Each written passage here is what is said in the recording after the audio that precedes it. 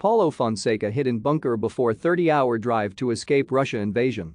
Former Roma and Shakhtar Donetsk boss Paulo Fonseca has opened up about his harrowing escape from Ukraine after Russian forces invaded the country last week. The 48-year-old, who was linked with a move to the Premier League last summer, described how he spent more than a day in an underground bunker before having to drive for 30 hours straight to get out of the country.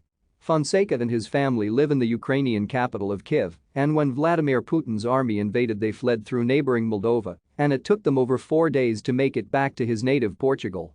Speaking to Sky Sports, Fonseca described how he was awoken in the middle of the night by the sound of bombs dropping. He said he rushed his family out of their apartment and into the car to leave the city, but found the roads were completely gridlocked.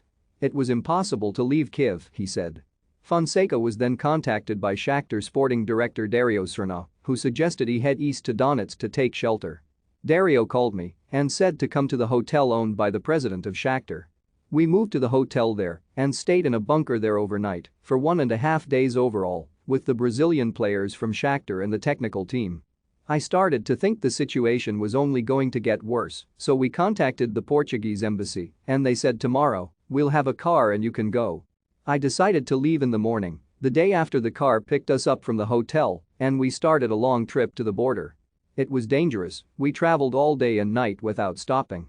The journey was 30 hours, more including across the border with Moldova to where we were staying in Romania.